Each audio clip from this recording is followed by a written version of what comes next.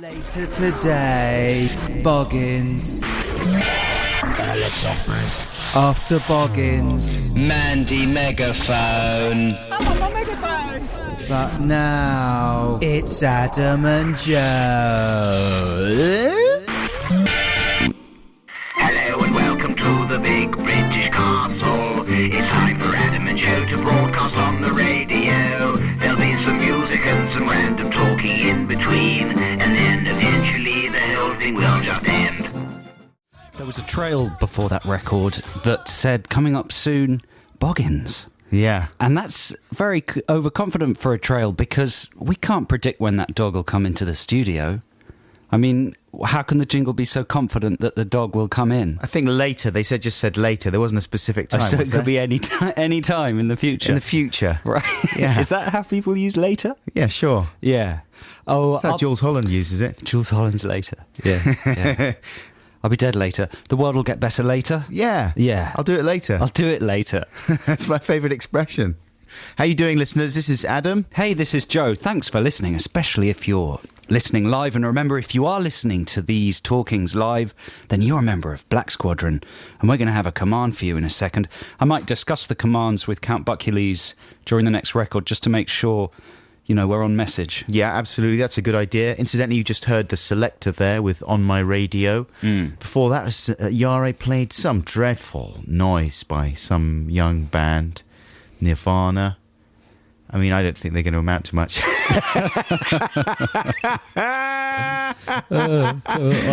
They did. They were one of the biggest bands of the 90s. The 90s.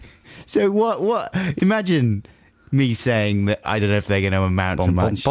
Just started reading a mag. I started reading a mag in the To kill middle of time. that sentence. Yeah. While I get finished. Do you think my torso's good enough to appear in a Twilight film?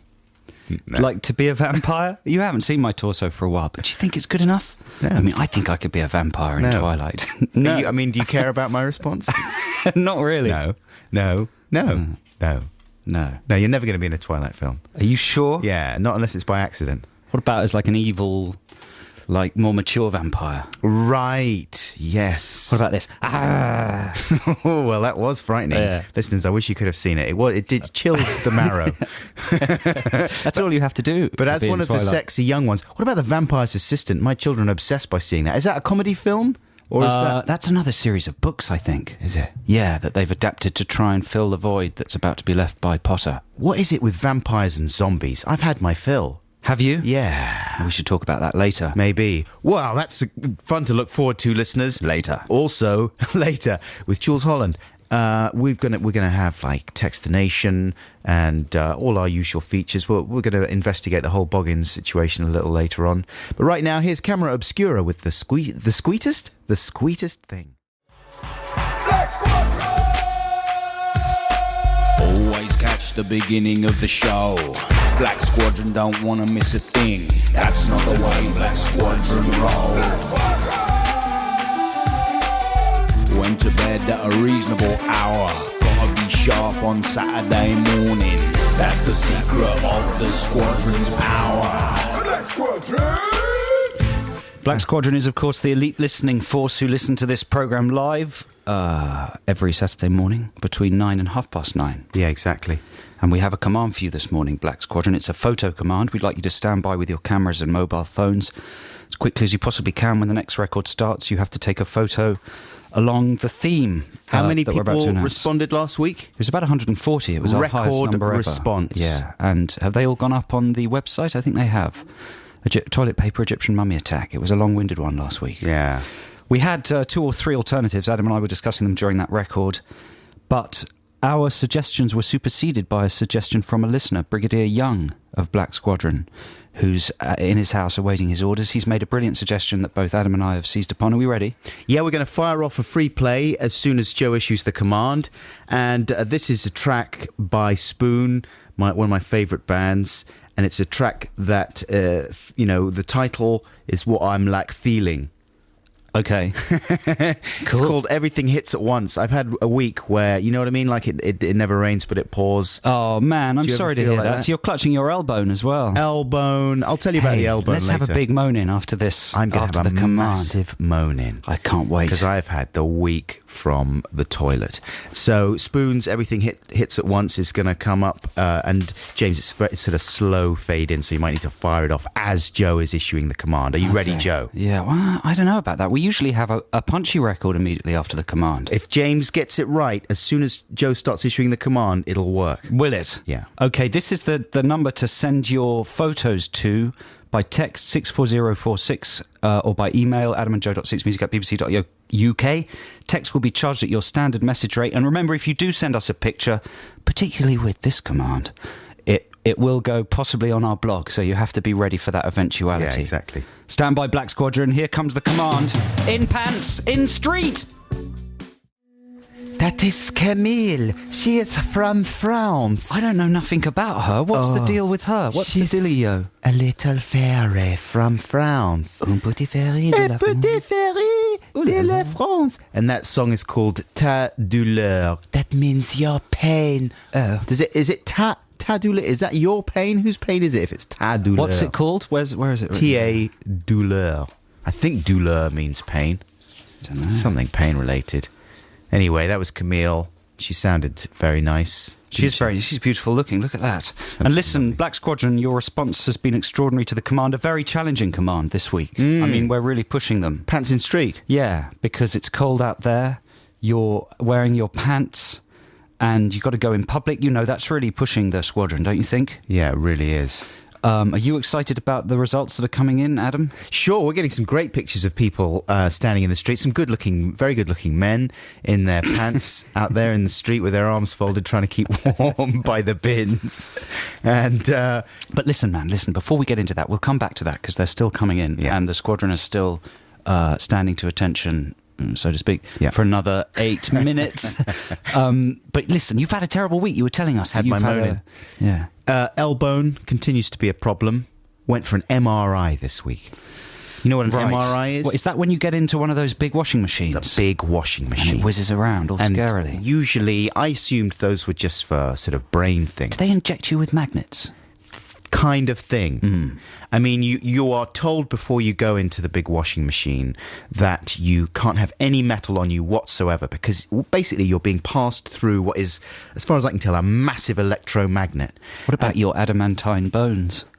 No, it's not a problem for me because I've been cured of all that stuff, of my Wolverine problems. Right. But Wolverine absolutely would not be able to have an MRI because all It'd the be like adamantine... popping him in a microwave. Yeah, it would rip out right through him. They say, like, have you ever had shards of metal in your eye? Because then you can't go into the machine because otherwise they would. The magnets will pull them out. That's pull them amazing. right out.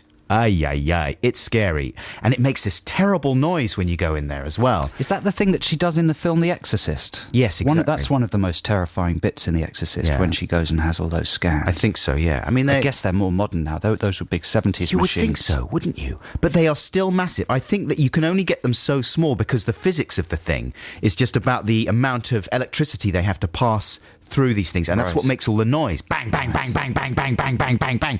And they say, Why does like, it go bang? Because it's the sound of the electricity. I said, why is it so noisy? Can't they, like, you know, it's like the modern world. We've got iPods and stuff. Can't they make, like, a quieter version? And the nurse said, no, it's just, that's physics. That's the noise that amount of energy makes. It's never going to be quieter than that. A banging noise, like a huge demon trying to get through the door. Honestly. And she goes, it's very loud, so I'm going to put some earplugs in. And by this time I was lying down... In her ears or yours? In my ears. Oh, that's I was lying down by this time in a very awkward position with my elbow in front of me, lying face down on this thing, incredibly like uncomfortable. Superman. A little bit Flying like through the Superman air. flying, except if Superman was holding a chicken switch in his other hand. You get a chicken switch? You get a chicken switch if you can't handle it. What might you not be able to handle? The noise? The noise, the uncomfortableness, you have to lie absolutely still for half an hour. No. While this thing happens. Is there a telly? There's no telly. Radio. I think for children, sometimes, depending on what position you're lying in, sometimes for children they give you. They should have some 6 music. That would be a perfect environment to listen to. Wouldn't some be George able to Lana. hear it. Bang, bang, bang, bang, bang, bang, bang, bang. It sounds like a kind of extreme hardcore German techno club. Yes. And even before you go in, there's a pump that operates the machine that goes. Beefer. And I swear, I said to the nurse, like, is that music playing? Are they playing like techno music? She said, no, that's the sound of the pump. And she looked at me like, you idiot hole. Obviously, we're not playing techno music before you have an MRI. But that's what the whole experience was like. It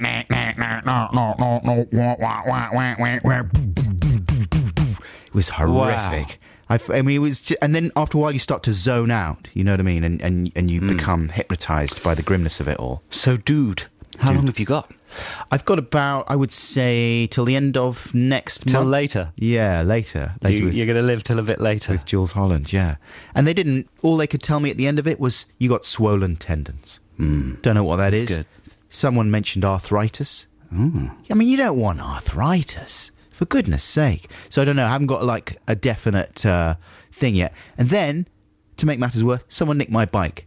Thanks very much. Get out your MRI. Same day? Bike nicked, yeah. Thanks a lot for that. You sure it's not stuck to the side of the MRI machine? Have you been pulled in by the force of the magnets? Could be. I mean, I'd look on the bottom. Yeah, maybe. Man, that's terrible. That's awful. I mean, that feels like more than you would want for a link. I mean, that feels like you could do a whole 5-minute ranting on the bike.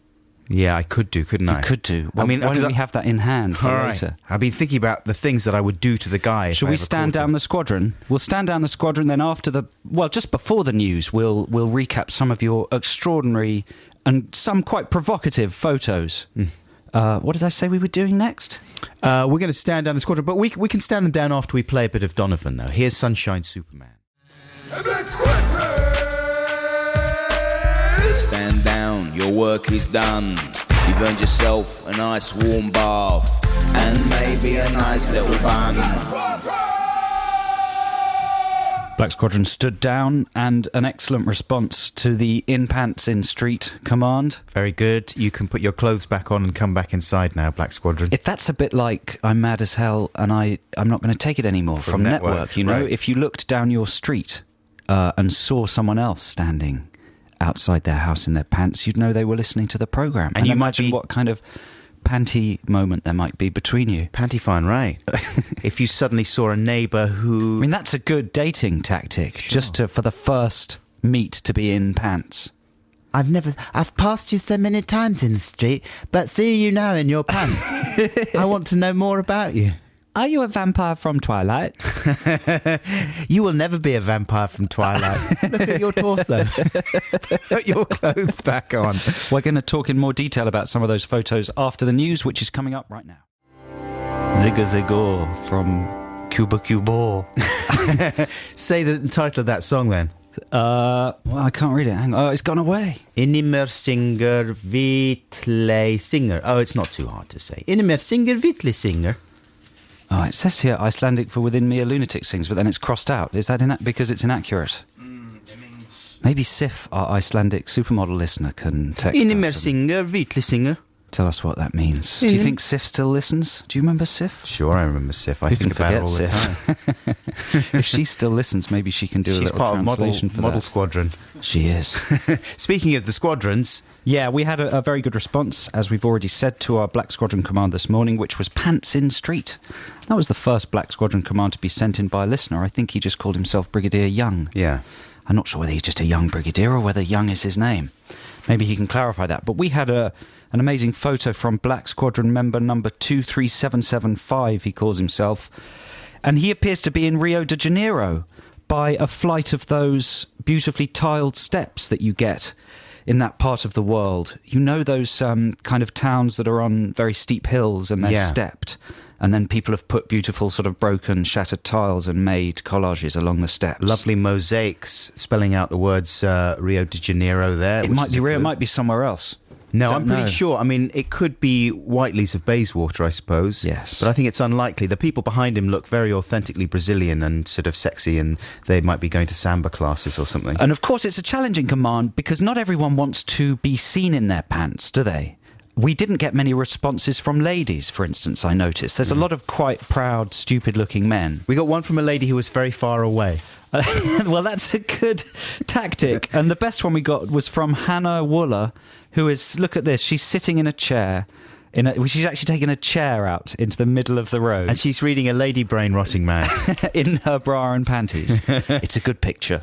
And that'll be going up on the blog unless you take some kind of legal action in the next half hour, Hannah. A lot of good-looking torsos and some pleasingly out-of-shape ones as well. Yeah, some interesting tattoos have been revealed.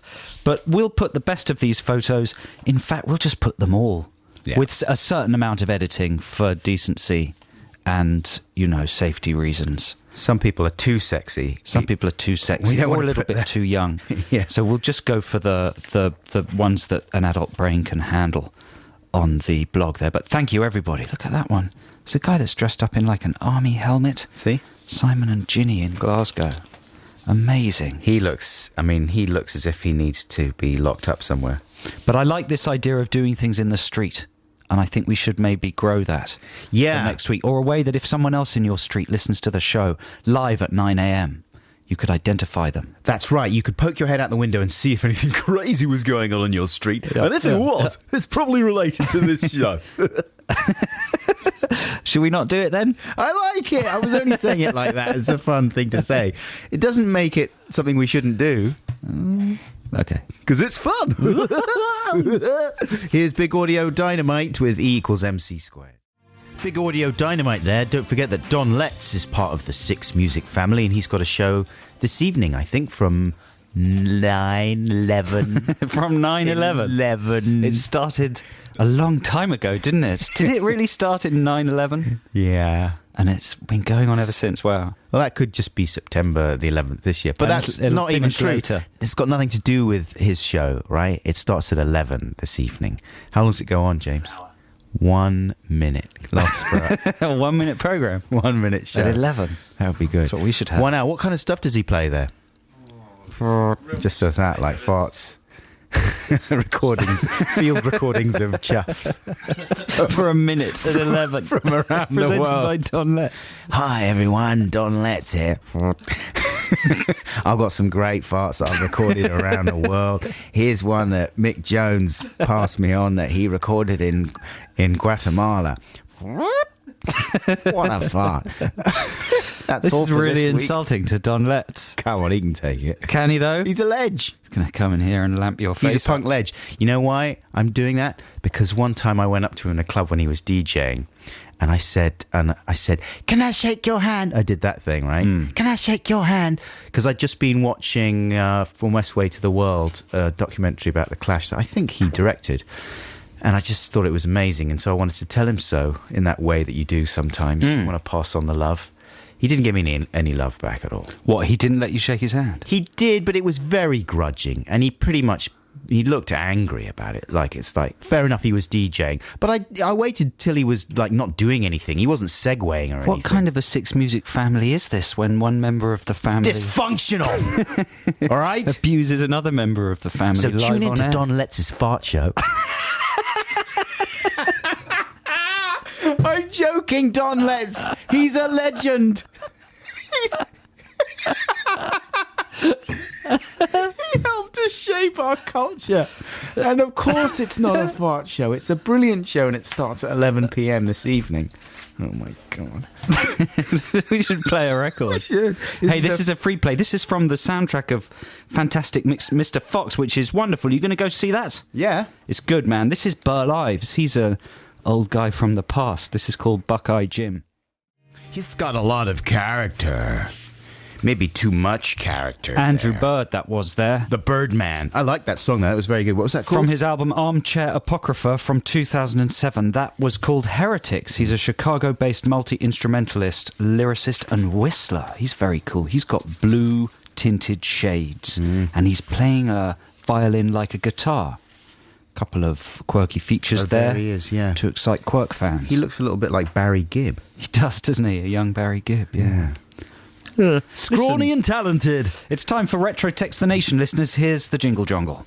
I like to listen to Adam and Joe, but I listen to the podcast, not the live show. I used to feel acute frustration because I couldn't join in with Text the Nation.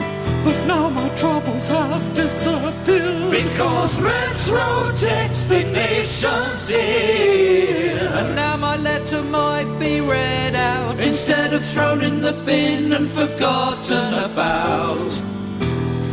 So last week's Text the Nation was, forgive me for describing it this way, Count Buckules, but it was a little bit nebulous. It was slightly unfocused. It was about kind of disastrous half-term trips, family holiday trips. Yeah. That kind of thing, like not summer holiday trips was how I like the idea. That's a good idea, but I still can't get my head around how that criteria changes the nature of the stories.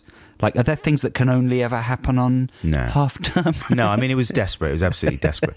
But, our listeners came to our rescue, as They really always. did. Here's an email we got from, I have to say this carefully, Schultz, the Vibe Man. Looked like something else. He says, when I was 11 years old, when I'd been on a half-term break to the Lake District... Oh, yeah, you can make that sentence work for yourselves. I said it a bit wrong. While having our picnic, my brother spotted a chap filming the scenery and said that if someone fell over in front of him, he could earn £250 from You've Been Framed. Hey. Weird motivation. Like, why would you want to help the man earn that money? Maybe they're going to split it between them. I don't know. So I quickly got up, sprinted in front of him and tripped myself up. Nice. I got in serious amounts of pain. I fell in front of my parents, who looked at my shoulder, which they squirmed at, as it seemed to be protruding out of my skin. I was taken to a backwards doctor's out of a scene in Last of the Summer's Wine, where I waited for an X-ray doctor for 2 hours to tell me I'd broken my collarbone. Summer's Wine. I did, however, watch You've Been Framed avidly in the coming months to see if my escapades had earned anyone £250. It never appeared. Ah, that's weird. I was doing that very thing last weekend. That's enterprising. Not popping out my collarbone. But me and the family watched You've Been Framed, which is a great show, let's face it.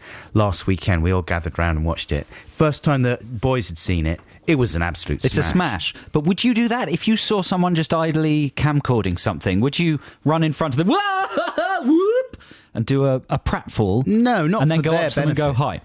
You might have noticed I just had a pratfall in front of your camera. You and I could split £250 each way if our video gets accepted by You've Been Framed. Why would you go into business with someone else? That's a good way for students and kids to earn money. Yeah, but me and Frank were doing it last weekend. Got any money? No, we never did it because we ended up flying a plane instead. I was trying to get him to fly... Flying a plane? Like a model what plane. Kind of a prank is that? A model plane. Okay. Like an airliner. Ladies and gentlemen, this is our captain speaking. Force it into the ground, we'll get 250 quid. What kind of a sick joke is that? You started it. You're going to read one then? Yeah, there's, right then. There's one. Here we go. You really flipped that round on me there.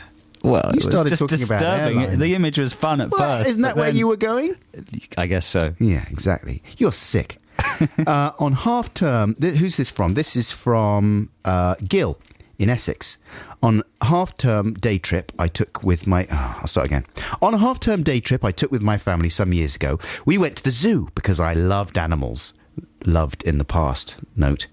There were my parents, my older brother, my younger sister, and me. The drive was uneventful. Long, it seemed to me, but uneventful. I made straight for the lions because they were my favourites. There was one huge alpha male lion in a round enclosure, and as I stood there, he came round to face me. I was enthralled, and I looked him straight in the eye, totally believing that we had bonded forever. It seemed to me that he was looking at me for ages. And then he turned very slowly in 180 degrees to face away from me. I was still transfixed. By now, his rear end was facing me, and he very deliberately lifted his tail and urinated all over me. I can tell you now that male lions have large bladders. I was so shocked I couldn't move. My brother, who was about 14, was hysterical with laughter. I was wearing a navy blue quilted jacket. It wasn't waterproof. My mother only had a small pack of tissues. That's the detail I really like. With which she tried to wipe me down. Urine. And dry me off like a little pack of hankies. And that was the end of my birthday treat. My parents saw fit to curtail the outing after that and marched us all back to the car. Me, my smelly lion wee coat, and a 90-minute journey home. I've never been that keen on zoos since. Gil from Essex. Thanks, Gil. That's epic, isn't it? Listen, we'll do one final one. This is the one I think, Adam, that your subject deserved. This is from Andrew in Sheffield. That sounded meaner than it was meant to sound. You know, I wouldn't Listen to expect this. anything else Listen from to this. Hello, Adam and Joe. We went to the Doncaster Dome, which I guess is a smaller version of a biodome without the biosphere. It's a leisure centre. Right. They did have a large swimming pool with some big curly slides. One of the slides was painted to look like a snake and called the Anaconda. After half an hour of splashing with my toddler, I decided to have a go. I climbed the stairs to the slide. They seemed to go on forever. When I reached the top, I was up in the roof of the dome. There was a man there with an eerie grin. He said, "There you go, mate." And he was laughing. I was laughing too. I jumped onto the slide with boyish excitement. I pushed off, was immediately plunged into darkness and began to plummet at a terrific pace. My smiley face turned into an expression of concern. I began to fear for my safety as I buffeted through the darkness. I started to worry that I'd been tricked, that the slide was taking me straight to hell. I began to feel acute anxiety. Suddenly I was cannoned out with an immense splash. On reuniting with my family, my wife said I'd turned white and called me stupid. My daughter thought I was a mega dude, loves and hugs Andrew from Sheffield. So he just went down the slide. She got a bit frightened in the middle. But basically he just went down the slide. Because I think myself and a lot of the listeners, while you were telling that story, was sort of expecting it to go somewhere else. No, he just came out the bottom. Like maybe he'd gone down Loves and hugs Andrew. the rubbish chute or something, or he'd been impaled by a spike at the bottom. No, it was just mildly frightening. He went down the slide. He went down the slide. Came It out was the other called end. the Anaconda. Sure. Mm, there was it a was guy dark. at the top and he said, "There you go, mate." Went down the slide. Came out the other end. See what I mean now? Splish, splash, splosh. Good textination. Thanks, listeners. Here's some music right now. This is Elvis Costello.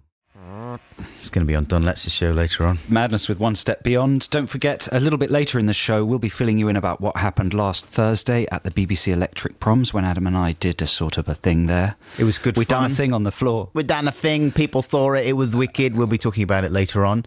But right now, I want to get something off my chest. I was arriving in London on the train the other day. It was raining outside, and I was just about to get on my bike when I still had it. And I saw a umbrella that had been left behind. An umbrella. An umbrella. Quite a nice one. Oh. It was a sort of mini one, but it was medium size. It wasn't too mini. Nice. It was nice, Yeah. wooden handle. Colour? Nice black one. Wooden handle. Yeah, lovely wooden handle. One of those ones where you press the button and it pwangs out and erects over your head in a pleasing way. One of those. And then you press the button again and it shuts itself down. Yes. I mean, it's one of the best types of umbrella. So I was coveting the umbrella. I was pretty pleased that someone had left it behind because I thought, bongo, free umbrella. So, you know, I was the last one to get off the carriage as well. Everyone had gone. And so it had absolutely been 100% been left behind. So scooped it up, shoveled it in my bag. As I am zipping up my bag. I know there's. I've got to point this out, but that's. I mean, you've smoothed over the point where other people might take it to the lost property office. Oh, yes. I mean, there's that little nub. There was that. I missed Was that that there bit at all? Yeah, there was that. There was that. But you know what? I just thought, who actually goes and gets their umbrella back from the lost property office? Do you? Nice umbrella, though. Wasn't it? Remember how you described it as being That's really true, nice? I did, didn't I? Set it up as You being were really sort of nice. coveting it. Coveting the umbrella. It's exactly So the kind why of would the owner umbrella. not covet it in the same way? Of course they would. Well, you know Anyway, what? I don't mean to spoil the story with No, these, it's a very good point. It's a very good point. And Anyway, so you steal the umbrella and a damning insight. You steal the person's umbrella and... Steal the guy's umbrella. So, yeah. And he immediately gets back on the train. Yes. Like an old guy. And he's clearly looking for the umbrella. So I say to him, "Oh, have you left your umbrella?" And he said, "Yes, I have." And I said, "Yeah, I've got it right here. I was just about to hand it in. Here you go." Did he buy that? I don't think so. What sort of a look did he give you? Well, he was pleased to have the umbrella back, but I didn't stick around to scrutinise his face because I didn't even want to deal with the look of, like, "You're a liar," that he would have legitimately given me. Was there a look of sadness on your face when you gave him the umbrella? It was sort of panic at being so badly busted. And then also coming out with, "I was just about to hand this in." Where did you produce the umbrella from? My face started to shake with shame and bustedness at that point. Where did you put the umbrella? Right inside my zipped up bag. Just going to carry this to the lost I put it in my bag. I zipped it up so it didn't fall out on the way to the lost property office where I was going to hand it in for you. You know, this ties quite neatly into the Text the Nation subject this week, doesn't it, really? Don't you think? Oh, yes, I suppose so. Well, we can talk about that a bit later. Yes. But, I mean, I was thinking, you know, it all went off fine in the end. And the guy was pleased to have his umbrella back, and I was pretty embarrassed about what I'd done, but still, no bloodshed. But I was thinking, like, if that had been an episode of Curb Your Enthusiasm, can you imagine? That would have been the beginning of a lot of killing and shouting and stuff like that. What? You're not even going to say thank you? I handed back your umbrella. You were going to steal my umbrella. You had no intention of handing. What? I gave it back. What do you want? I'm going to sue you. I'm going to run you over in my car. What? You're going to run me over in your car because I gave you back your umbrella? What's going on here? I'm going to hunt you down and kill your family. What? That kind of thing. I haven't watched that program in years. That's what it's like. Now I feel I have. Free episode of Curb Your Enthusiasm, that brand new, exclusive to the Adam and Joe show. Here's Julian Casablancas with 11th Dimension. He's getting 2 or 3 star reviews for that album. Is that good? No, that's not good. No, that's not good, is it? Middle of road. Below half the stars. Yeah. Do you think he'll be upset by that? I don't think he would care. I think he's devil may care. Yeah. Plus, he's getting enough good reviews that he can stuff those under his pillow and feel The good. work is the work. The public response is Yeah. neither here nor there. I like that song, though. That's a good single off there. I'm interested in hearing the rest of the album. Are you excited about Roland Emmerich's forthcoming film 2012? Oh, this is the disaster movie Yeah. to end all disaster movies. They showed a big advert for it during the X Factor the other weekend. Yeah. Which I thought was a little bit traumatizing for children. Sure. It shows the world ending, basically. That's right. Tectonic plates splitting and tipping into the ocean, entire cities falling into the ocean, massive schisms opening up through densely populated urban environments. And even children running screaming from fireballs. Well, and it's stuff. John Cusack trying to save his kids. Yeah. He gets his wife and 2 kids in a plane, and they're trying to take off, aren't they? And this crack is opening right behind the wheels, and then they're trying to fly through skyscrapers that are collapsing and falling into each other. I hate it when that happens. It makes it very difficult to get into work on time. Yeah. And there are constant cutaways of the 2 little kids who must be about 10 or 11 looking through the plane window, having to react to this stuff. Yes. Tricky job for a director, don't you think? To make the children What, to react. direct a child? All right, Samuel, you are looking out of the window of the plane. This is Mr. Emmerich. Yes. Is this a good accent? Very good. He's German. It's German and he's Yes. slightly camp. Yes, he is. Yes. No. Have you not seen his films? No. And you look out of the window and the world is ending. Okay, action. How would you do that face? I mean, this is radio, so it's not a good question. Yeah. I mean, the kid. If the world was ending. The world. The world. The world. The kid kind of goes blank, which Yeah. is the way to do it, really. I mean, Sure. you can't do a big, like, rubbery expression, Less can is you? more, no. Less is more, yeah. But, Well, it's- I wonder if he did any of that stuff that Spielberg used to do, about, like tricking them into reacting Right. in certain ways. Right. By showing them dead cats and stuff. They Spielberg never bought did a that. cat that looked exactly like the child's Like, cat. didn't Spielberg on Offed Close it. Encounters say something Well, he like, would dress up as a clown. That was famously what he did when Yeah. the little boy was reacting to the spaceships outside the window, and he says, "Toys." That's But didn't he once do something a little bit dodge, like, say, someone's auntie had Dustin died? Hoffman famously on Kramer versus Kramer made the little boy cry by telling him he hated him. Oh, right. Yeah, he made really close friends for him for half of the production, and then got angry with him. Said he was rubbish and not doing a good job. He got that amazing Oscar-winning crying scene. But the whole point of this is that trailer for 2012 has made a deep traumatic impression on my tiny brain. A deep impact. Yeah, and I'm like a man type of a thing. And if you were a child, who can imagine the psychological effect it would have? I had a 2012 dream. A blockbuster dream. Do you ever have blockbuster dreams where suddenly the production values in your dreams skyrocket? You're lucky. I have kitchen sink dreams. Do you? I had a 2012 dream and I was literally in 2012. Wow. I was in a room and the world was ending. Is it in 3D? It wasn't, unfortunately. that's a But then drag. 2012 isn't in 3D. I a don't think. shame. The world was ending outside the window. Yeah. And I was freaking out because the world was ending. I was panicking and didn't know what to do. So in the dream, I thought, video it, quickly video it. I grabbed a video camera and started videoing these amazing effects that were happening outside the window. Get 250 quid for it. Then someone came up in the dream and put their hand on my shoulder and said, "Sorry, mate, that's piracy. You can't do that." No way. Yeah. That's pretty meta, don't you think? That really is. The other thing that freaks me out about that film is the BBFC box in it, right? Yeah. It's got all this spectacular destruction, the world ending, and the BBFC certification box says contains sustained moderate threat and one use of strong language. Moderate threat. Have they not did they not use the word peril anymore? No. Moderate threat, the entire world ending, being sucked into a huge chasm while you desperately try to escape with your family, while a crevasse opens up inches from the wheels of your plane. Moderate threat. In the hands of Emmerich, maybe it is. Flying sideways through two collapsing skyscrapers, just making it. Yeah. What are the BBFC doing? They're giving away plot points, and they're actually reducing the dramatic impact of films. They're not giving away too many plot points there, though, are they? Moderate threat. world is One use ending. of strong language. Yeah. Any full frontal nudity? No. Brief, shocking, full frontal nudity. That's my favourite BBFC.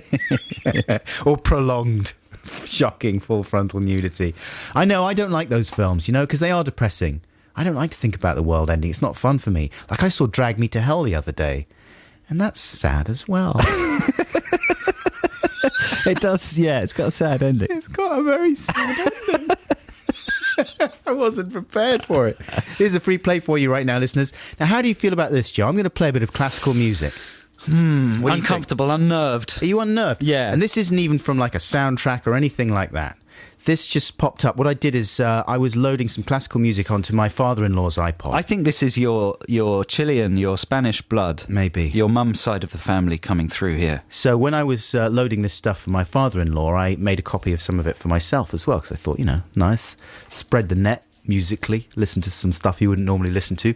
So this popped up on my iPod the other day when I was cycling, and I really enjoyed it. I thought, I'm going to play this on the show. But then I thought, maybe this is actually going to repel listeners because it's too... it's got nothing to do with Six Music's remit. Is it a problem? Anyway, it's very short, and I hope you enjoy it. This is Fernando Sor. He's an 18th century composer, Spanish composer, Oh, my Joe. God. Yeah, and this is six from his six valses. I don't know much else about it. How long does it last? It's 10.5 minutes. No, it's 2 minutes. It's going to be good. Hope you enjoy. Hit it.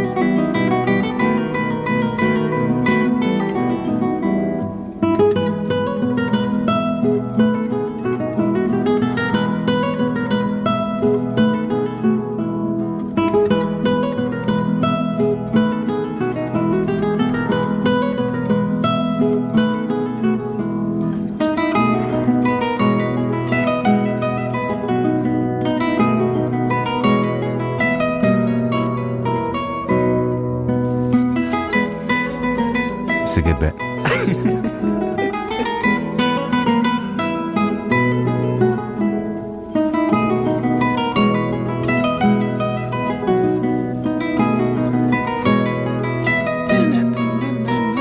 When does he start singing? It's no singing, it's classical music.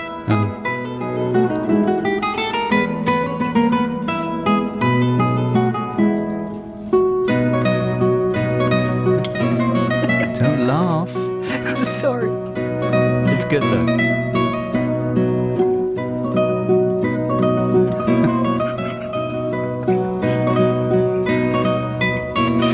Why are you playing this again? Because I liked it. It came on my iPod and it made me feel so calm. What were you doing at the time? Cycling.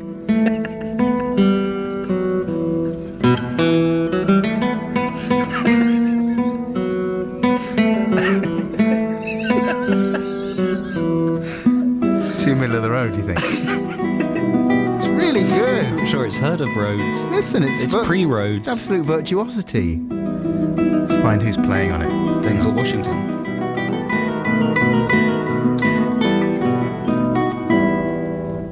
I mean, we talked over that. We slightly ruined it, but that was good, though, didn't you think? Yeah, that was good. That was... Who was there playing on that?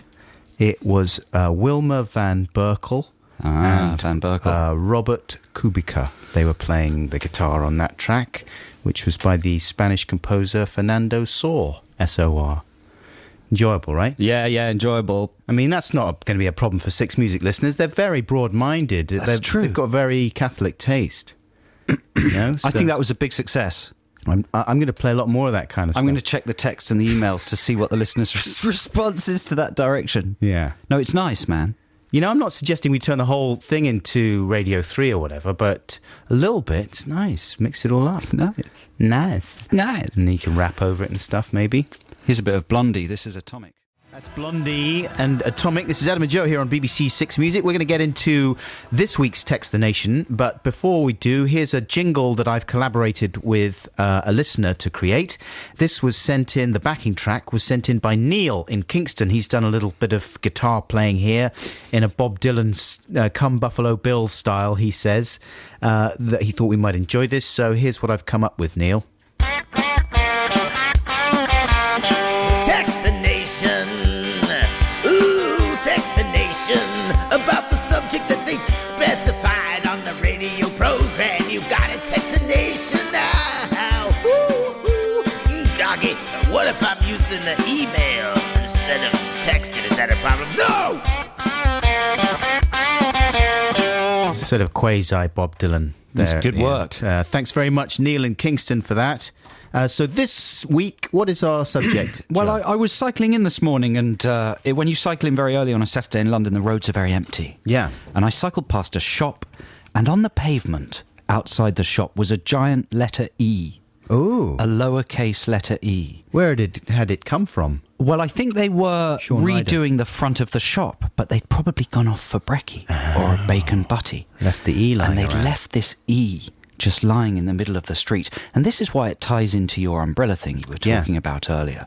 Because when you see something just in the street, it's hard to resist the sense that it's public property. Sure, no one wants Because it's obstructing this letter E, like a sort of Sesame Street letter, just lying there. It was very big. It was about 3 or 4 foot wide. It was a nice E. What colour? It was white. Ooh. Very solid. Yeah. And I thought, I mean, I could just have that E. I'm going to snaffle that E. I could pop that E Yeah. and take it home. But I didn't. I resisted it because I knew they'd miss it when they came back. Sure. But it started me thinking about stuff you see in the street that you just decide to sort of take. Yeah, no one wants that. I'll have it. If something's in the street, then it's pretty... Is it accepted that it's pretty much anybody's game? Well, you do feel like that when you're a teen, especially. We've discussed this on shop floors. We've discussed before that if a product falls onto the floor of a shop and stays there for a while, some of our listeners in the past have thought that it's then public property. Yeah. But in the street, that's even more exaggerated, isn't it? Yeah, I mean, it's of course it should be said right at the very top Yes. of this Text the Nation. That's not the case. It's not always, the case. It's going to be council property, probably. You know, things like road cone, street furniture. But if someone's left it in the street, it suggests that they don't care about it that much, doesn't it? I agree with you. Like everyone's snaffled a road cone, haven't they? Little road cone, especially Either in worn your it on your student head. days. I mean, it's a bad thing to do, and It's I very remember bad. getting very But badly it's- busted for It's that. fun to have a road sign in your room, Of course it is. don't you think? Because you're kind of repurposing Yeah. that stuff a little bit like an American pop artist might. So this is confessional. We're not encouraging this kind of behaviour or condoning it in any way, but we'd like to know what things you have appropriated from the street. A bit of civil property sharing, Yeah. that kind of The thing. text number is 64046. The email is adamandjoe.sixmusic@bbc.co.uk. I mean, we had a terrible... we went through a prolonged phase of doing this kind of thing. Maybe we'll talk about it later on in the Maybe. show. 'Cause we got some confessing to do, and not all of it's legal confessing. You dig? Six Music, it's 10:30, time for the news. That's the Eels. Very enjoyable stuff there from his album Hombre Lobo. Hombre? Oh, yeah, that's right. That's called The Look You Give That Guy. Adam and Joe here on BBC Six Music. A lot of listeners are quite angry about my sniggering during your classical guitar piece. 'Cause they It was were very enjoying popular. It went down very well. Oh, that's good. I might dig Yeah. out some more. You Also, know, I got chastised for mentioning that I was listening to my headphones Can on I my finish bike excusing my chastisement? Oh, yeah, I you was just carry going to on. say I wasn't laughing at the music. It was beautiful. I was laughing at your face and just the idea of you playing it. Oh, I see. Yeah. Laughing at you. Yeah. That's all right, isn't No, it? you wouldn't laugh at guitar virtuosity. What would be the No. point? Who could? Who could? Yeah, I was told off for mentioning that I was listening to that piece of music on my bike. Of course, it's very dangerous and children should never be encouraged to listen to anything on their bikes other than the traffic around them and policemen shouting at them and youths shouting and rapping in the street and flowers being sold, chimney sweeps humming, the sound of music. What are you doing? I don't know. Just help me. I was hoping you'd help me. I thought you were. I was just reading some Textinations. I thought you were saying something sensible. Down. Should we do? Oh no, we're going to talk about the electric proms now. Absolutely. Okay, podcast edit point. So, listeners, last Thursday we did a show at the BBC Electric Proms, which is an amazing kind of explosion of live music events that happens in the Roundhouse in London's Camden Town, and we acquired the top slot, the best slot, noon on a Thursday, and the best venue. It was actually quite a nice venue, wasn't it? It was a sort of little seated room with a stage, and 100 fans came along. A few thousand people applied for tickets, but 100, I say fans, supporters, helpers came along. Sympathetic humans came along. And we did a kind of hour of messing around, the highlight of which were the 2 performances by our winners of our Song Wars karaoke competition, Fish and Chips, Dish and Trips. Dids and Trish. From Cornwall. Who did a brilliant version of your song of Nutty Room. Lovely close harmony version of Nutty Room over the backing track. And a young man called Ben Mercer, who did an amazing cover of Sontum of Qualis. And then I had been sort of forced into singing Dr. Sexy, so I sung Dr. Sexy, and I wanted to sing it to someone who had sexy disease. And I turned to the audience and said, who here has sexy disease? Expecting everyone to be fighting to get to the stage. And no one seemed to have sexy disease at all. No. So we had to force Ben Mercer, only because he had tight jeans, which is one of the symptoms, to come. And I did an erotically charged version of Dr. Sexy. There were certain things that happened, though, that are available to see on a video on our blog. If you go to the Adam and Joe blog, you can check out a kind of 12-minute highlights package, including a montage of the submissions we got for the competition, those 3 performances. But there were some things that happened on that day that no one other than the 80 people that were in that room will ever know about. Special things. That only they will ever experience. Secret things. A secret song Adam sung. Yeah. Some experimental segments. But right now we're going to play you a little clip package of just some of the highlights from that day. 6 Music. Live from the Electric Proms. Ladies and gentlemen, hello and welcome to Adam and Joe's Song Wars at the Electric Proms. Before we introduce you to the winners today, we're going to just play a little compilation. Look at the charts, look at the charts, look at the things. Shout out if you see yourself. Some head and several wikis. Look at the walls, look at the walls. Hey! From time to time I have a couple of stickies. I love the smell and the gloom of my crazy nutty boom. Come on over for some tables and some cricket. Imagine actually having to do it now. Exactly. Wouldn't that just be awful? Someone, however, does have to do it. Our 2 winners, we had Dids and Trish, who are going to sing my Nutty Room song. And there's Ben Mercer, who's going to sing my Sontum of Qualis song. Welcome to Stupid Question Time. Becky, stroke Grace. Here we go. Wow, he's going to go to them. How you doing, ladies? Adam, do what Russell Brandon does on Big Brother's Little Brother and sit like on them. Right. That's the trendy thing to do. I'm heavier Just get than really. Russell That's Brand. what all presenters do. Get really physically close. Invade. It's true. I'm going to be a bit invasive now, right? I'm just going to touch your inner thigh. It just seems a bit uptight, man. I'm patting when it. Russell does it, it's more relaxed. It's still a bit too middle class for this. All right. I'm just going to pat you on the shoulder there. And maybe shake hands. Anyway, jolly good. Now, could you read out your question for us, please? What is she going to look like with the chimney on her? I mean, the literal answer, of course, is that she's going to look dreadful because she will be dead. Please give a big, warm welcome to Ben Mercer. Sometimes I wish Roger Moore would come back with a underwater car or some kind of jetpack or a holographic on a Union Jack. But it made it stop the 80s. He'd rather punch you in the face.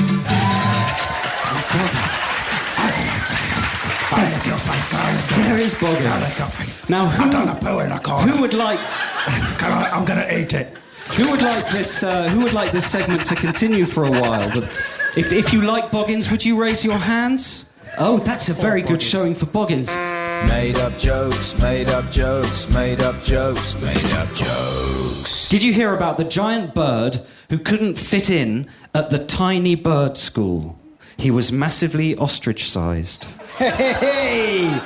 Come on, that's good. These are made-up jokes. Yeah? Listen to that, Mari, wherever you are. Can we have Dids and Trish on the stage? A big round of applause for Dids and Trish, please.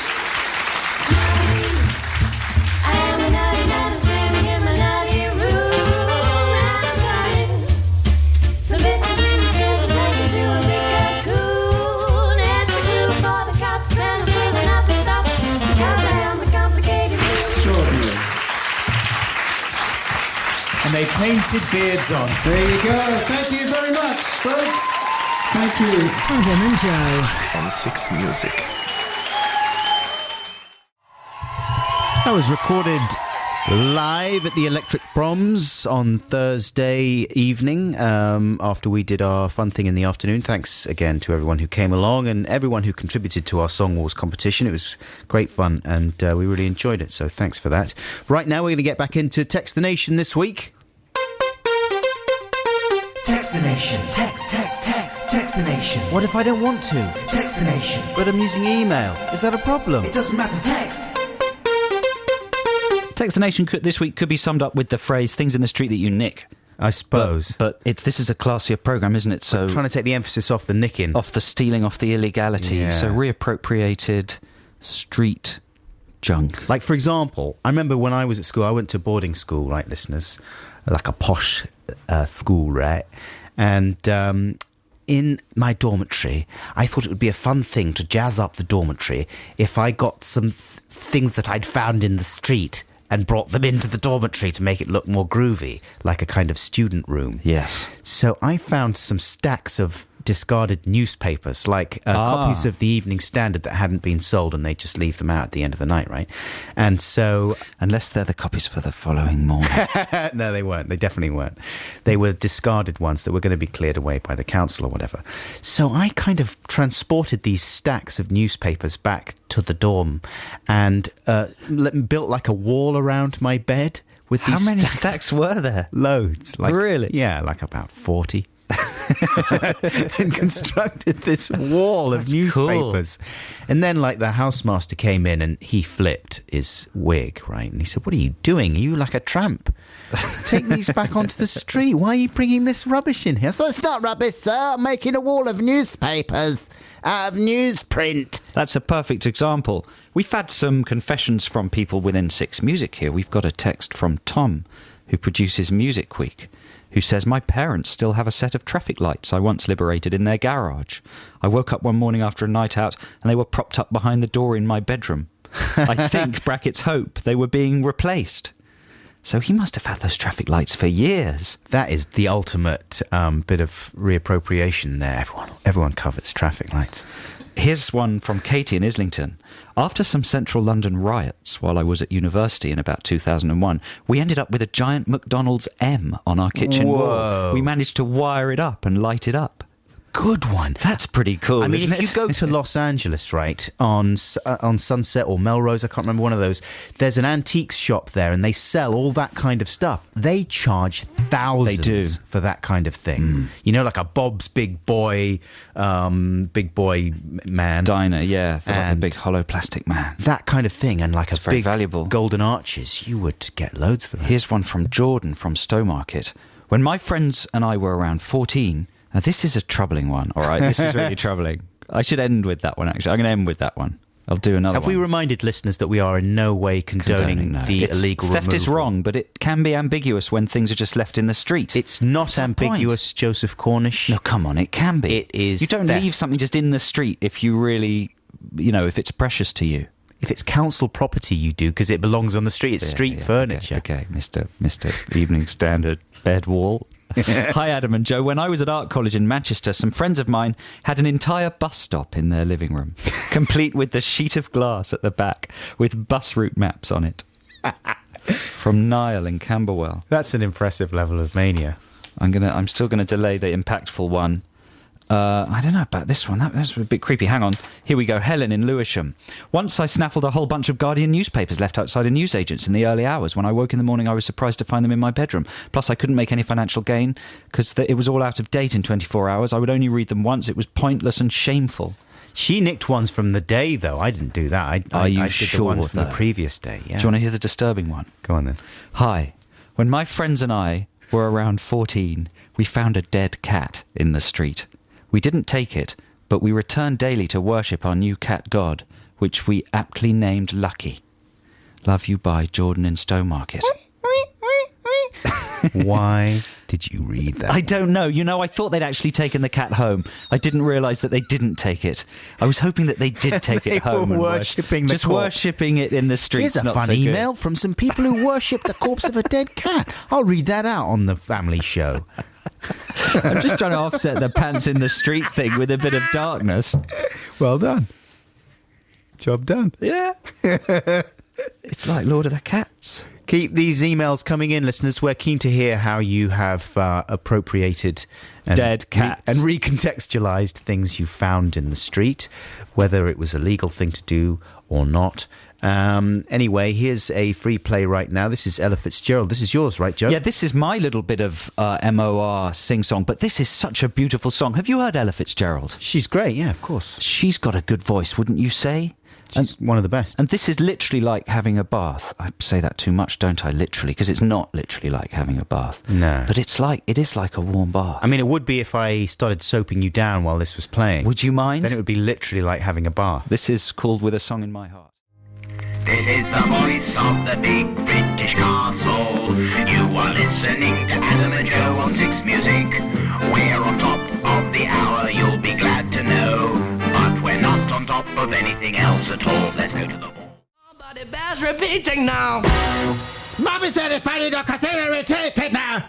That's a good song, isn't it? It's the White Stripes. If you listen regularly to this show, listeners, you might know there's like a really sort of stinky dog that comes in here. Come on, he's sweet. He is very, very sweet, but he loves us. He's really friendly. This is the thing. He's really friendly, but he's got some problems, hasn't he? He's got some problems with his anal He's just getting glands. old, I guess. Yeah. Yeah. I feel like he can speak to us sometimes. Well, he talks. I mean, rumour is around the building that he was the dog that was on a programme called That's Life that went out in the 70s and famous for being able to say the word sausages.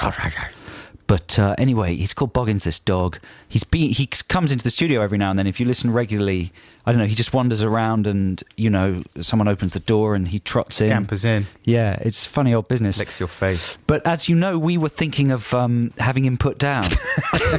You were thinking? I was thinking. Well, we were both considering it. We've got a lot of messages from people who would like that to be done, as well as a lot of messages from people who would like to take care of him. We put it to the audience vote at the Electric Proms, and it was unanimous support for keeping Boggins alive. Was it actually unanimous? It was as if they thought that the idea of killing a living thing just because it was getting a bit old was disgusting and wrong. Yeah. That is a little bit harsh when you put it like that, though, isn't it? Well, but sometimes it's difficult with... it depends on Boggins' quality of life, doesn't it? Just looking at the producer now, James, do we need to point out this is not a real dog we're talking about? Okay. No, we don't. We've had some email. We've had some emails. I would like to weigh in on the Boggins the dog debate. As I listen to your show on my iPod in the morning, the entire show is heard through my in-ear headphones. However, the deranged grunts and incessant lickings of dearest Boggins the dog do not make for pleasant listening. It feels a bit like my head is being sexually molested by a rabid man dog who is trapped inside my brain. Wow. Not a pleasant experience in the morning. Therefore, I urge you to put poor Boggins the dog down in as humane of a method as possible. Lethal injection, gas chamber, electrocution. Well, I'm not going to read the last two. Love, kiss, kiss, big kiss, big hug, small kiss, big hug, small hug, big kiss, John. There's 6 kisses from Kate in London, and she says, Dear Adam and Joe, please, for the love of God, put down Boggins. I really can't cope with the sloppery saliva noise he makes. It repulses me. Sloppery? Yeah, that's a good word, don't you think? Yeah. And then someone else says, please put us all out of our misery by putting Boggins out of his. Linda Kavanagh says, please The get thing rid is, of Boggins still seems happy. Yeah, I mean, he is suffering, but he's still happy. Here's a little clip just to remind you of what a sweet chap Boggins is. Hello, my name's Boggins, and I love you, and I stink. Mainly because I just done a poo in a corner and I ate a little bit. But I love you, and I'm sweet, so I'm going to lick your face. I hope you don't mind.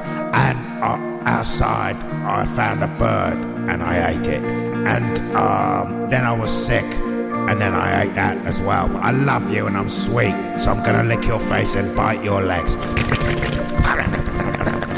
Hope you don't mind. Also, I'm gonna sleep in your bed tonight, in your nice clean sheets, even though I've just been rolling in poo, because I love you. Sorry. How could you not love that? What's the point in playing a minute of just incomprehensible dog snuffling noises? Feels like he's speaking to me is the thing when I listen to him snuffling and snaffling. Yeah, because I don't get that. He's such a sweet little chap. Because, we got a lot of messages in support. Some people really love that little fellow. And, for example, Stephen Tizard says, Dearest Adam and Joe, after listening to this week's podcast, I was mortified to hear that Boggins was going to be put down. As a member of the newly founded RSPS Boggins, I felt it my duty to rescue Boggins from such an unnecessary death. And he has done it in an imaginary way, and he wants to know if it's an imaginary dog that he's imaginarily saving, does that mean he's imaginarily saved? Do you know what I'm saying? Like, he's imagined a whole rescue scenario for Boggins. And because Boggins is an imaginary dog, does that mean that Boggins has been rescued? Because Boggins is what? He's imaginary. He's what? You told me last week he was imaginary. This is getting very complicated. What do you... The layers. You said last week he was imaginary. I'm playing along with that. Yes. Did I? And now he's real, is he? Well, is he real? No, he's not, because you can't talk about putting down a real dog on a radio show like that. It would be weird. He's very ill. He's not real. Is he real or is he not real? You're scrambling my mind now. I can't answer that question. Alexei Vasiliou says, you can't put Boggins down. I'll look after him if you don't want him anymore. If he comes in again, the way to find out whether he's real or not is to kick him. You can't kick a dog. Not even an imaginary one. That's what I'm saying. You're right. No, but see if he responds. You know what I mean? Let's say tweak him. Right. Let's say tweak him. Tweak I didn't mean violently. Tweak I meant his a little tail tap. or something. What's wrong with stroking him, right? And giving him a cuddle and seeing if he licks your face or bites your legs. He stinks. He does absolutely reek. Like, you can't cuddle him. He's absolutely rank. Let's have some hot rats. Here's the hot rats with You Gotta Fight for Your Right to Party. That's Gaz and Danny from Supergrass, masquerading as the Hot Rats there with their cover of the Beastie Boys' You Gotta Fight for Your Right to Party. You can still listen to the shows that they did for Six Music on the iPlayer. And what were they called? The Sunday Best? Month of Sundays. Month of Sundays. I'm such an ignorant guy. I mean, I find it very hard to remember anything the older I get. Actually, this is something that I wanted to talk to you about, Joe. I mean, we've spoken about this before. Remembering people's names, right? I mean, it just doesn't get any easier for me, even though I downloaded Darren Brown's memory podcast thing. Yeah, someone recommended it. How does he do it? He's got various tricks. A memory cathedral? Right. Going through a house and assigning... That's what Hannibal Lecter does. But it's just not possible when you're introduced to someone. It's a loud room or whatever. We should explain, like a memory cathedral is a technique for remembering things, and you remember a physical space in your head. You imagine a house or a cathedral or a mansion, and you imagine in great detail each room, and you put objects or hang pictures that remind you of particular things, right? Is that the idea? Kind of thing. So if you wanted to do, like if you needed to memorize a whole shopping list, for example, then you would assign different items to different parts of that imagined space. And another thing, what's the other really popular technique is... What is it? Is it associating an object with an event? Yeah, well, a good one that has worked for me in the past is, for example, our producer's called James Sterling, so I would imagine something being stirred like a cup of coffee being stirred, maybe by a starling or something like Does that. this make you feel loved, James? So, I'm imagining a starling stirring some coffee. So there's a little memorable image there, and I'm going to remember James Sterling there, although I might call him James Starling or James Coffee Starling. That's the only potential problem with that thing. But it's an unforgettable image, though. Exactly. The starling stirring the coffee. Sweet. It's a whole new vista of nightmares that's opened up for me, though, because of the school run, right? And having to go to school with my children. And say hi to parents. Saying hi to parents. God. I am no good. And my wife, she's got like a photographic memory, and she's brilliant. She remembers absolutely everyone and what their children's names are and all this kind of thing. But the kids are difficult. I forgot your daughter's name. That's fair enough. I can't Proms. remember my friends' children's names. There's so many of them, for goodness sake. I can't remember my family's names, let alone the names of my children, the children of friends. But then when I'm going into school, it's a nightmare for me. I'm quaking. For a start, it's very early in the morning, and I don't like getting up before 10, but since I've had a family, I've had to. You get up at 6:30 these days. It's a living nightmare. And so you go into school, your brain is barely functioning, and then you're suddenly met by people sort of going hi and smiling at you and stuff and waving, and you're supposed to remember who they are and what their son's name is, and I can never do it. What's wrong with just a hi? Hi, how you doing? Because every now and again it's absolutely clear that I can't remember their name, and they say Adam to me, right? And you should come back with their first name in response, and I don't, and I feel so bad, and I can tell that they are going, you just are an idiot hole, and you can't it's so rude not to remember my name. You've met me several times. You know what I think? What? I think that's their fault. Well, I think you're mature enough for people to forgive you that. I hope so. I really do. And you shouldn't get upset about it. Here's one too short. Here's one that maybe I wouldn't have been forgiven for, though. The other day, my wife said, "Can you please tell Frank's teacher that he keeps forgetting his homework? Can you ask her to ensure that he takes it home with him at the end of every day?" So I'm like, yeah, okay, talk to Frank's teacher. Okay. So I go into the classroom with him. There's no one there, right? We're the first in. And then the next person to come in is this lady. And she looks familiar. And I'm like, there you go, Frank's teacher. So I'm talking to her and I'm saying, hi. Yeah. And she's like, oh, hello, how are you? I'm like, yeah, good. Yeah. And I say sort of half-heartedly, because I'm not 100% sure it's his teacher. But I'm thinking, I'm going to throw myself into this. Yeah, Frank keeps forgetting to bring his homework back, so I'm really sorry about that. And she's like, oh, yeah. I was like, yeah. So I'm wondering if you can sort of just remind him and stuff, just to make sure he does bring. And she's like, okay, I don't know. And then, obviously I realised it wasn't his teacher. Who was it? It was just a parent that I'd met before. You'd met before. I'd met them before a number of times. And that's terrible. It was absolutely awful. I was mortified. I just wanted to run and jump out of the window. What about this technique, right? Yeah. This is something that happened to me when we were at the Sony Awards. A producer came up who used to produce for us at the other radio station, and he said, "Hey, Joe." I said, "Hey." And then didn't say his name, and he just came straight back with, "You don't remember my name, do you?" Nice. And so what did I come back with? Yes, of course I remember. I said, "Of course I remember your name." This was my tactic. It was, of course. Are you really accusing me of not being able to remember your name? It's like Peep Show. I said to him, and he came back with, "Yes, I am. You really don't remember my name, do you?" So it went from jokey to quite a serious confrontation within standoff. a couple of seconds. So I stuck to my guns. I was just like, yes, and I can't believe you're asking me to actually say your name. No way. Yeah. That's what I went for. I was still slightly tongue-in-cheek, but not a lot of tongue anymore. Talk about Curb Your Rapidly Enthusiasm. diminishing tongue. What? You're accusing me of not remembering your name now? I'm insulted. He got quite aggressive, and you don't remember it. Stop pretending you do remember it. You don't. I was like, of course I do. How dare you? It got really bad. How did it finish? It didn't. It just tailed off. Whoa. Yeah. So that's a cautionary tale. That's a tactic not to do. Yeah. I say fess up as well, I soon did. as I just said to her, after a few uncomfortable seconds had gone by and she was staring out the window thinking, that guy's an idiot. I just said, I'm so sorry. I just called you Frank's teacher, didn't I? I was talking to you as if you were Frank's teacher. You're not Frank's teacher. I'm really, really sorry. But even the act of saying it just made me seem even more pathetic and addled. You know what I'm saying? I think you're very human and lovable. Oh, God. He's here again.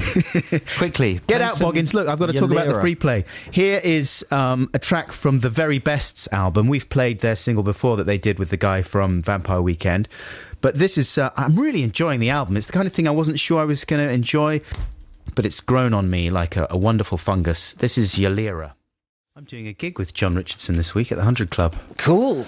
I think he's MCing, or I can't remember if he's MCing or doing a stand-up by himself. But he's a very talented stand-up, that guy.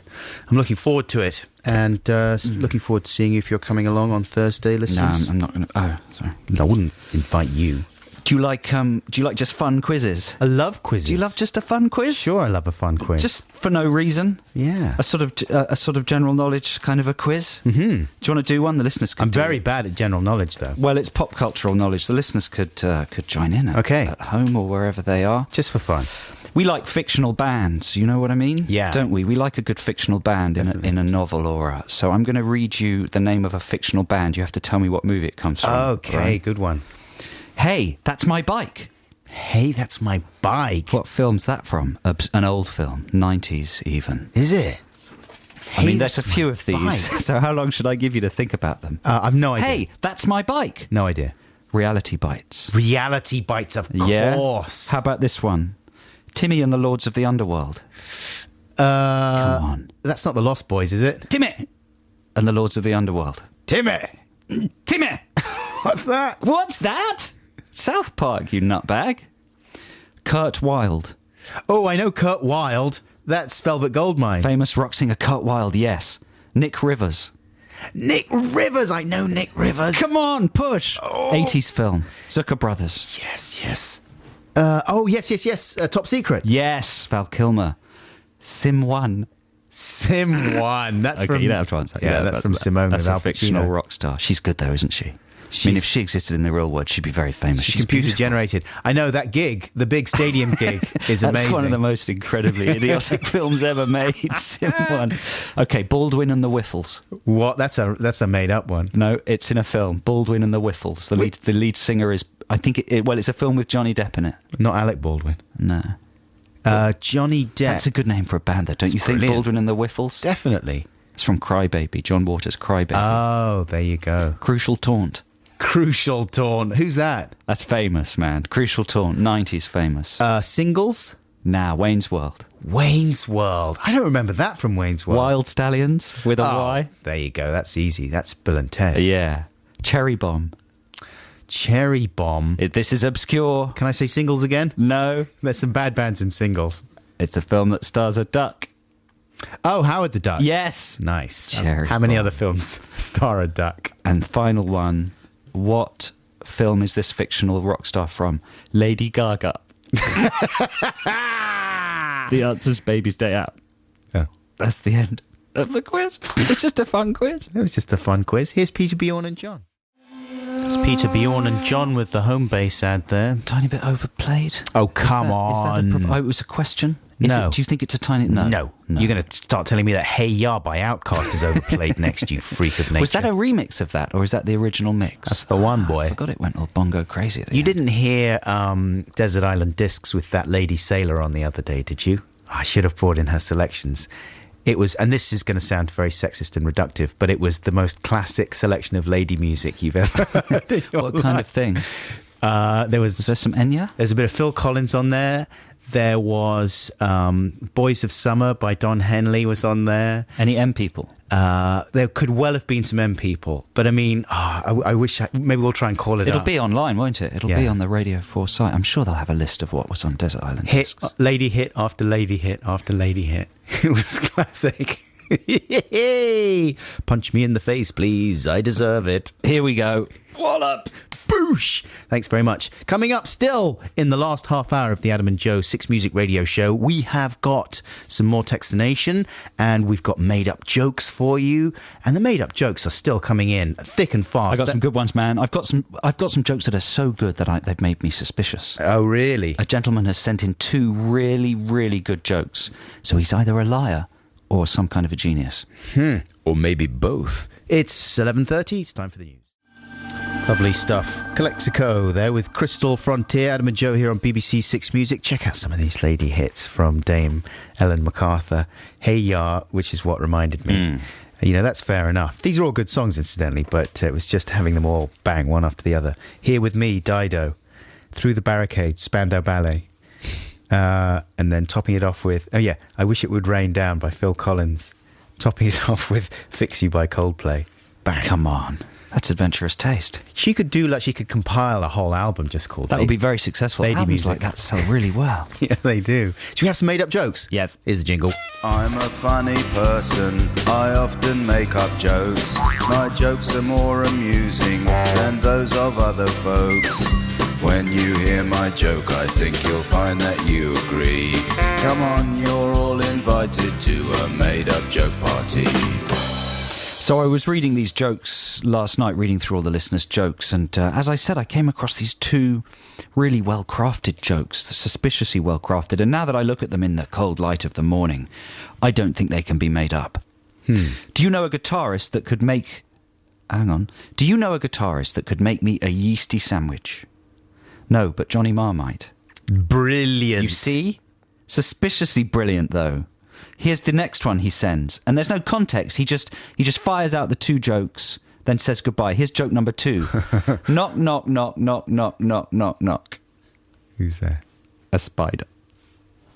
That's all right. Got all the legs. That's good, man. That's good. That's good for the playground. Cheers, Jim Stewart. Johnny Marmite is a stroke of genius. Yeah. But the thing is, I can hear myself saying this. Every time I've said this in the past, I've been enthusiastic about jokes. Johnny Marr's been around for a long time. A lot of journalists in lots of frivolous mags have written gags about him. Yeah. Someone's probably come up with that one, don't you think? Johnny Marmite. Have you got any jokes? Sure I do.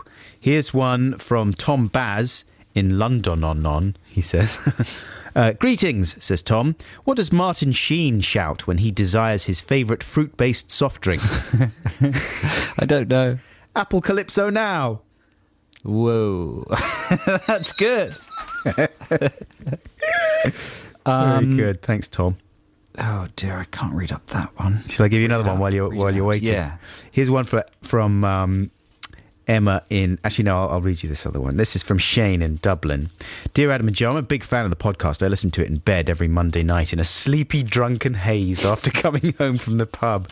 On this penumbra of consciousness, I gleefully chuckle my way to sleep. Not the healthiest habit, I admit. Here's my joke, though. What was Danny Glover's response when asked why he was throwing out a skin-tight T-shirt? I'm getting too old for this shirt. That's good. That's definitely made up, though, isn't it? How about this one? Why was the 3D animator depressed?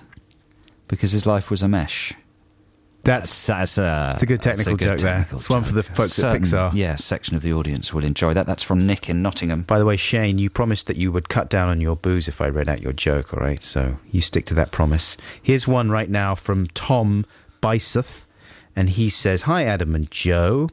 I have a topical made-up joke, especially if, like me, you live in Leeds with the ongoing bin men strike, and of course everybody's experiencing the postal strike. His joke is, how do workers at an orchard show... how do workers in an orchard show their dissatisfaction with their employer? They form a won't picket line. A bit better than that, please. Thank you. When you read out jokes, I go... I whoop with laughter. Do you? And you just go... I didn't understand it. I'm too thick. They won't pick it because they work in an orchard. Right. They're picking things for a living. Yeah. That's what they do. They're picking apples, picking cherries. Like, what do you do when your nose goes on strike? Oh, okay. Well, you've reduced it to that level. Well, that's level. Classic. Yeah. What do you do? Come on, then. Here's another one. What? Hello, here we go. Although the following joke is based around a pun and clever use of wordplay, I'm quite convinced that it has never been used before. Therefore, it's completely original and brilliant. I can't begin to tell you how proud I am of my efforts. Quote, I once scuppered a young child's plans for a non-violent protest in India. It was like taking Gandhi from a baby. Craig Paradise from Southend-on-Sea. That's very good. Well, there's something there, isn't there? Yeah, I like that one. Yeah. That's good. Sophisticated. One last one from me. This is Jason from Jason Stubbs. What do you call a rock band formed by a tortoise, a hare, a monkey and an ostrich? I don't know. Smashing Pipkins. Oh, that's good. I mean, that's retro. That's very retro. Younger listeners won't know what that is. Nice one, Stubbsy. That's a 70s TV show. Can I do you some rapid-fire ones? Go on then. Some kind of low-quality rapid-fire ones. What do you call a film directing worm?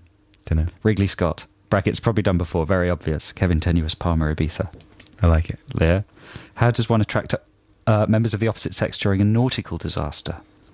By using a flirtation device. Nice. Ed Z, North London. When and where is Superman getting buried? In a crypt tonight. Oh, that you know it. That's Ian Horseman. Yeah. Here's one final one, right? All right. This is from a family. We like family things on this show, right? Yeah. So this is Tracy Gregory, who sent in this little clip of her young son, her 3-year-old son Riley, providing a punchline for this joke read out by her partner, I think. Here it is. Oh, sorry, James, I sprang that one on you. It's too busy stirring coffee like a little starling. Like a little starling. Have you found it? Here we go. What do you call a line of Barbies? Barbecue. What do you call a line of Barbies? Oh, is that what it was? Yeah. I thought he said, what did you call a lion bar? No. What do you call a line of Barbies? A barbecue, that's good. That's very good. What's the story there? He didn't make that up, the child, did he? Because that would be extraordinary. I don't think it was. He says, I sincerely hope that my wife and I made up this joke ourselves for our 3-year-old son, and we didn't pinch it from someone. So yeah, there you go. They believe they made it up themselves, and that's good. Riley was just providing the punchline. Thank you very much for all those made-up jokes. I'm sure we'll have some more next week. Right now, here's the Dead Weather with I Cut Like a Buffalo. Cut like a buffalo. That's the Dead Weather. Adam and Joe here on BBC Six Music. Let's have the Text the Nation jingle one last time. Text the Nation. Text the Nation. What if I don't want to? Text the Nation. But I'm using email. Is that a problem? It doesn't matter, text. And it's all about nicking some stuff from the street this week, listeners. It's not about that at all. It's about recontextualising objects which have been abandoned in public spaces. Yeah? Nice. So here is one from Lucy Cook. No, it's not. Why does it say Lucy Cook? Oh, she's the person who's printed it out. Hello, Lucy. Yeah. Hey. She works. No, it is. She works here. It is from her because she handed it to me. She handed it, right. Actually, she didn't. I printed this one out. A Tissue of Lies. This is from David in Watford, all right? I once found an electric LED dot matrix sign on my way home one night. After a while, I spent some time wiring up a car battery to it to see if it worked. To my amazement, it worked. I found it attached to a shop. And it said the words, girls, girls, girls, nude, 20p. That's the best thing an LED sign can possibly say. We had it in the kitchen until it caught fire. A friend offered to reprogram it. I said, why would I do that?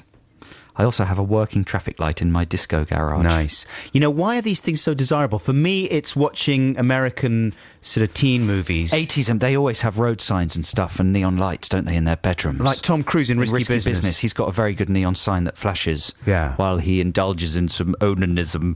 That's right. It's quite a racy scene. Yes. That you wouldn't find in a film anymore. And Ferris Bueller, has he got that kind of stuff around his bedroom? Bound to.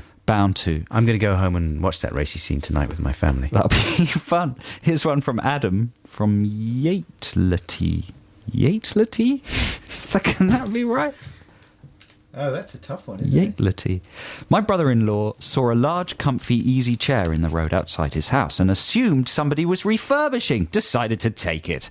3 days later, him and all his housemates got terrible skin infections. They had received bed bugs from the free furniture, had to be quarantined for 3 weeks to get rid of the infection. That is the downside. That's very common, isn't it? I think we did that as students. Saw a big plush sofa. It was a bit damp. Never mind, it'll dry out. Brought it into our student flat. Scabies. Things start crawling out of it. That's right. You never know. Smells. I wouldn't go for a second-hand sofa or a discarded mattress being the worst one. No way. Joe in Primrose Hill, I found a homemade magician's box used to cut a woman in half in the street. Is that feasible? I suppose, if the act had gone wrong. Here we go. Look, I told myself that if it was there 10 minutes later, then it was definitely being thrown away and was fair game. Sure enough, 10 minutes later it was still there, and I dragged it home. My excitement was slightly dampened when I found strange stains on the metal blades, but I kept it anyway. With hindsight, I may have either ruined an amateur magician's fledgling career, spoilt a child's birthday party, or concealed evidence from a horrific conjuring bloodfest. Yeah, that could have been it. I mean, did I talk to you before on a slightly related note about finding this bike in France? No. I found it in a ditch, right? Discarded by the side of the road. Yes. And then, and I came back for it later as well. Yeah. After I'd hidden it behind a hedge. Moved it and hidden it. Yeah. Well, you know what was going on there, don't you? No, it was not a farmer. He hadn't abandoned it. He had. But if you want to leave a bike somewhere and you don't have a lock or anything to lock it to, you might hide it in a ditch or just put it out of sight in a bush. And you hope against But by the side of a main road in the middle of nowhere? Buckules won't come along. Listen, I feel bad about it to this day, and I'm worried that secretly I've been cursed because it was the devil's bike. And I'm sure you're fine. This is why I've got my elbow problem. Well, maybe it's why your bikes keep getting stolen the whole time. That's what I'm thinking. Here's a final one from Pete, brackets, student, Sheffield, close brackets. Hi, A and J. Me and my flatmates found a table football in a nearby skip. We took it late at night. It was very mucky and had dog poo on. Does Boggins' table football table? But that's another thing, isn't it? You get something home that you think is really exciting and then you play with it for a bit and then you discover why it was thrown out. Yeah. It's got dog poo on it. You know, don't forget, listeners, that if you have something to contribute to this during the week, if you're listening again or downloading the podcast, the email address is adamandjoe.sixmusic@bbc.co.uk. No texts during the week, please. It'll be a total waste of money. Right now, here's the Beta Band with Gone. That was your free play, Joe. Sorry, That's all right. Failed to realise that. Don't worry. That was the Beta Band. No, Beta Band from Hot Shots 2, their album. It's quite a melancholy selection, that one. Yeah, but it's good. Yes, very good. Very haunting, and they're amazing, Beta Band. They are lovely. That's it for us, folks. Stay tuned for Liz Kershaw. She's coming up very shortly. Don't forget to go to the blog and check out those highlights from the Electrical Proms. Thanks for listening. Thanks to everyone who's texted and emailed. Did you say check out the podcast already? Yeah. Oh, well, the podcast comes out Monday evening. Don't forget to check that out, of course. Yeah, and the Electric Proms video on the blog. We'll be back with you the same time next week. Right now, we're going to leave you with The Fall, The Money, Have a Solar good weekend. Tabla. Take care. Love you. Bye. Bye.